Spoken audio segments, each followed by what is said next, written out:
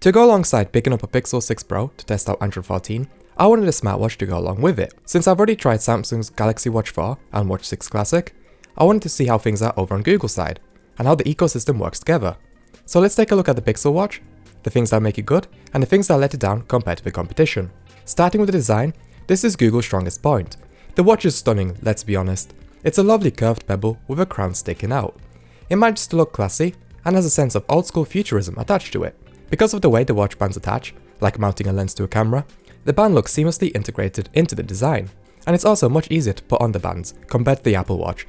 Since the mounts are curved, they can only go in one way. The stainless steel also helps to make the watch feel more premium, and it's a much better choice than aluminium, like on the base Apple Watches or the Samsung watches. Color-wise, this is a silver, but there's also an all black model and a gold color. Like on most smartwatches, we have two buttons, one in the crown and one above it. The crown goes back to the clock, and the button above works as a multitask button, although I would have preferred it to be the back button. I should mention that the crown is far tighter than on the Apple Watch, which should help with accidental rotations. Since we are talking about the design, let's talk about the elephant in the room. The screen. The screen. In all fairness to the watch, Google has designed their flavor of WearOS in such a way that it hides the bezels, and it feels like the screen is infinite. But it certainly does not extend anywhere close to the corners of the watch, like say on an Apple Watch. And in any third-party watch faces that are white in color, you will notice the huge bezels. Oh, and you know what's fun? My unit has image retention. Not good on a watch that has an always-on display. And in fact, has not been an issue on any other watch that I've owned. So that's certainly a new one for me. However, it's not even the fault of having a dud unit. Checking Reddit, there are loads of commenters with this issue, even on the new Pixel Watch 2 that has recently come out. So it's obvious Google is not using a good quality panel on their watch. And this is also noticeable when the watch is dim, as grey elements in the watch faces and in the UI become this dark purple color. Let's move on to WearOS. The way this watch operates is slightly different compared to Samsung's WearOS skin. Swiping left and right contains tiles, swiping up contains notifications, and swiping down shows the quick toggles. Pressing the crown goes into an alphabetical list of our apps. I appreciated that Samsung allowed you to change the toggles and place the apps in a custom order on the app screen. This is not something that you can do here.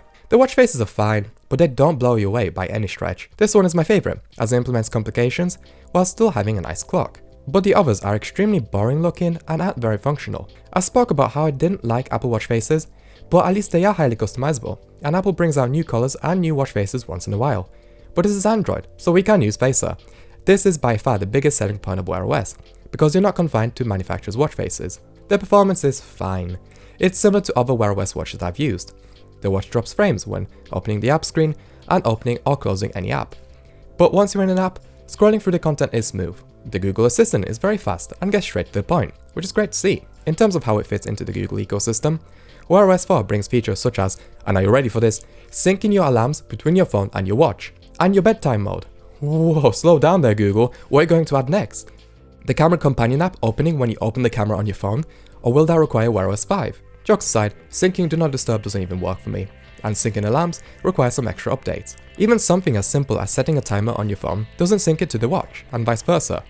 And when you do set a timer on the watch, you can't even see it, because the standby clock comes on, despite the timer having the clock on the top anyway. Let me show you just how silly the whole alarm situation is. So let's set an alarm for a minute from now, turn it off, let's see what rings first.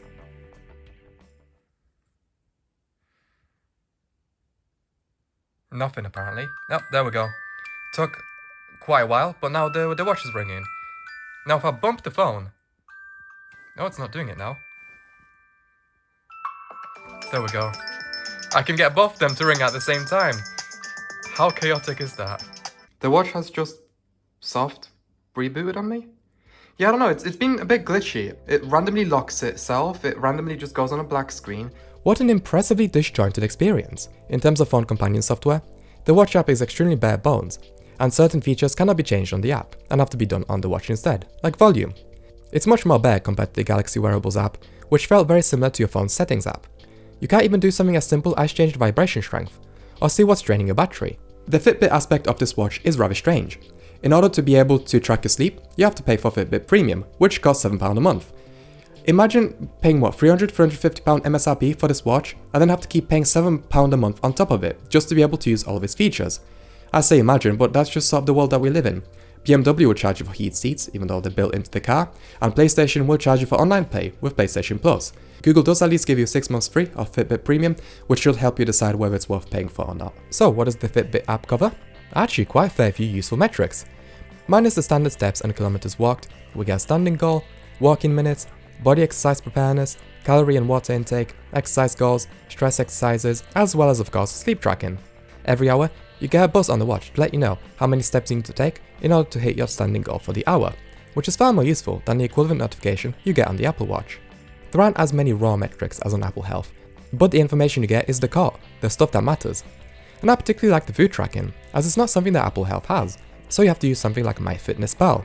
What is a shame is that other manufacturers like Huawei and Samsung give you rings to be able to easily focus on your daily goals. FitBit has those goals too obviously, but they're not integrated in such an easy digestible fashion. Furthermore, Apple sends you notifications in the morning and throughout your day to tell you how you're doing and how close you are to hitting your goals. We don't get anything like that, so we have to open the Fitbit app to find this out for ourselves. And even when you do get a target achieved message, which only seems to show up steps for me and not stand or move goals, we get a sad little pop-up. And in terms of medals, again, no nice animation with a 3D medal, instead you get an email. How formal. The way that this watch tracks your activity is a bit different to the Apple Watch. I found that getting exercise minutes on the Apple Watch requires a lot of effort. Just a simple walk from one side of the room to the other doesn't count. You actually have to be walking somewhere. Not the case with the Pixel Watch, which tracks everything. When at work, I average out about half an hour of exercise on the Apple Watch. The Pixel Watch thinks I've done over 2 hours of exercise because it tracks every little step. But then in exercise days on the Pixel, it only starts tracking after about 15 minutes of walking, or when you manually start tracking on the watch, which feels more like a manual process, than it tracking throughout the day. But in terms of comparing both the Apple Watch and the Pixel Watch when tracking a walk, the results come out very similar in terms of step count and kilometers walked. The Pixel Watch thinks I burnt more calories. The Apple Watch thinks my heart rate was higher on average. The Pixel Watch thought the elevation gain was higher. Sleep tracking also seems on point to when I went to bed, I woke up to use the toilet. And the heart rate tracking isn't afraid to go above 120 beats per minute, like a lot of other watches. So what am I trying to say? To me, the watch seems absolutely perfect for fitness tracking, being on point with the Apple Watch, that's regarded as one of the best that you can get. But I am not a fitness professional, so please seek an alternative opinion if this is something that's very important to you. So not only did I just smash my second teleprompter doing this video, I'm now 80 pounds down, I'm really not happy. The watch just rebooted on me again. What is going on with this watch? Alright, after this review is done, I'm genuinely returning this. What is the point? It's just rebooted on me again. I've just been cleaning up the shards of glass from the from the teleprompter. Yeah, seriously, it's just rebooted on me again. What is the point? Battery life wise, I went to bed with the watch, where sleep tracking used 15% of my battery. Okay, so I just finished my work day and we're on 41%. Hey, that's not bad. That's actually at least right on par with the other smartwatches that I've used. With the Apple Watch, sleep tracking used 10% of my battery. Okay, I am back from work. Let's have a look. We are on 52% and that's with me sleeping with the watch. So what do I think of the Pixel Watch? It has been a very strange purchase for me. The positives are the beautiful design, the solid fitness tracking, the core WearOS elements that rival Apple, and the battery life isn't nearly as bad as reviewers say it is. But the negatives are that the screen is poor, the watch isn't as smooth or as well integrated as Apple's, the paid-for sleep tracking hurts, and the lack of features or customization of the core OS. Honestly, if you were to buy this watch at the retail price, I'd call you a sucker. And if the Pixel Watch 2 is anything like the previous gen model, which it likely is, I would say stay away. At £350 MSRP for the Wi-Fi model, Google must be pulling a joke on us.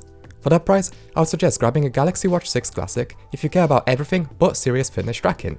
Thank you for watching, let me know what you thought in the comments below, and I'll see you for the next video.